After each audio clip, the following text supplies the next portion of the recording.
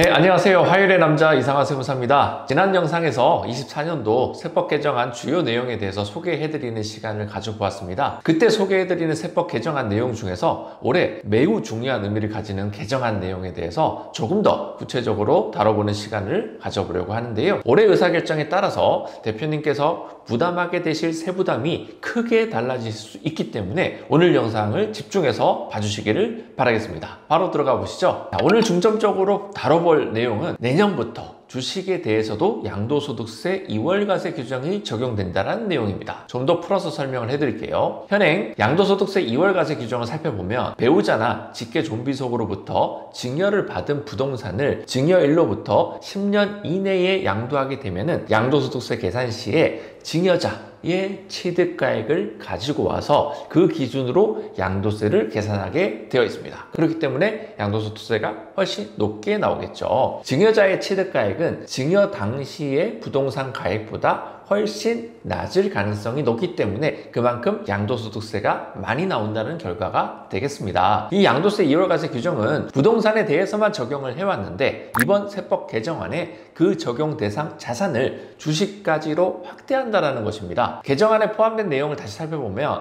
배우자 또는 직계존비속으로부터 증여받은 주식을 증여일로부터 1년 이내에 양도하게 되면 1년 넘게 지나서 양도하게 되면 상관이 없는데 1년 이내에 양도하게 되면 증여자의 주식의 취득가액을 기준으로 이분이 아니라 그 증여한 사람의 취득가를 기준으로 양도세를 계산하겠다라고 되어 있습니다. 이 개정안 내용이 왜 중요할까요? 바로 이익소각을 진행함에 있어서 세법 개정 전과 후에 세부담에 크게 차이가 날 수 있다는 점이기 때문입니다. 법인의 잉여금을 엑시트하기 위한 활용할 수 있는 솔루션은 굉장히 다양하지만 그 중에서 가장 대표적인 잉여금 솔루션으로 등장하는 실제적으로도 많이 활용하고 있는 방법이 바로 이익소각이다라는 부분이죠. 한때 이익소각에 대한 국세청의 세무조사로 인해서 이익소각은 위험하다라는 인식이 팽배했던 상황도 있었지만은 저희는 과거부터 지금까지 이익소각 솔루션을 리스크 없이 수행하는 방법에 대해서 잘 알고 있었고요.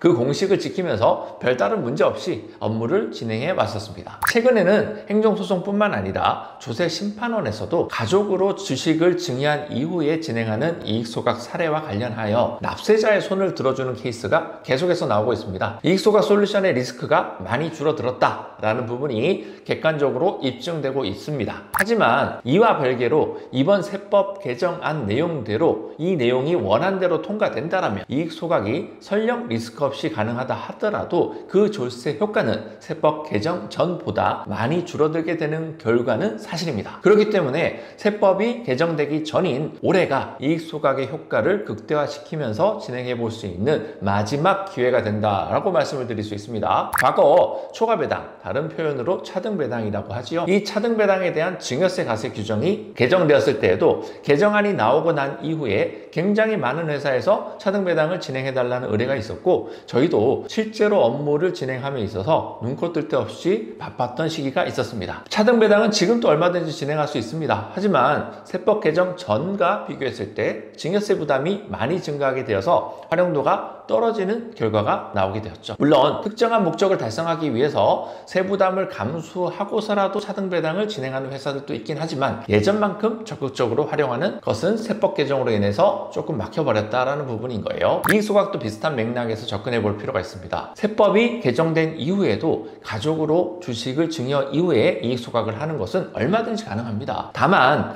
반드시 지켜야 하는 절차가 한 가지 더 늘어남에 따라서 절차를 완료하기 위한 기간도 길어지게 되고 이익소각으로 발생하는 세부담도 늘어나게 되어서 과거보다 이익소각으로 기대할 수 있는 절세 효과가 떨어진다라는 부분이죠. 만약 잉여금 엑시트를 통한 개인으로서의 재산 취득 계획이 있으셨다라면 그 계획과 자금 스케줄 또한 전면 수정해야 할 수도 있다라는 부분이죠. 1년이라는 시간이 더 늘어났기 때문에요. 그래서 오늘 좀 더 강조해서 말씀드리고 싶은 부분은 이익소각을 계획 중에 있으셨거나 한 번이라도 고민해 보신 대표님, 그리고 이익소각에 대해서 별다른 생각은 없었지만 회사 잉여금이 생각보다 많아, 그래서 개인화해야 할 이슈가 있으신 대표님이시라면 오늘 영상을 보시고 좀 더 빠르게 의사결정을 해야 한다는 부분인 거죠. 이익소각 행위가 세법상으로 리스크가 많이 줄어들었다라고는 하지만 여기에 전제는 이익소각의 절차상에 어떠한 하자도 없어야 한다는 점이에요. 즉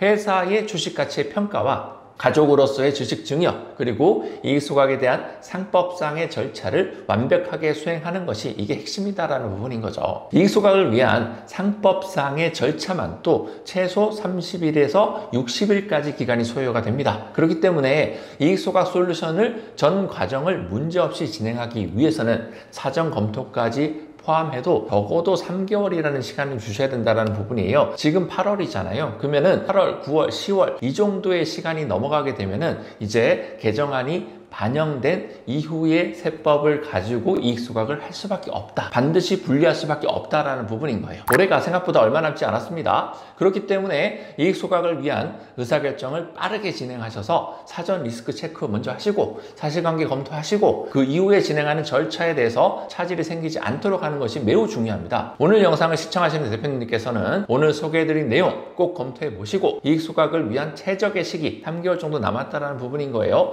놓치지 않으셨으면 합니다. 오늘 준비한 영상은 여기까지고요. 구독과 좋아요는 영상 제작에 큰 힘이 됩니다. 저는 이상화 세무사였습니다.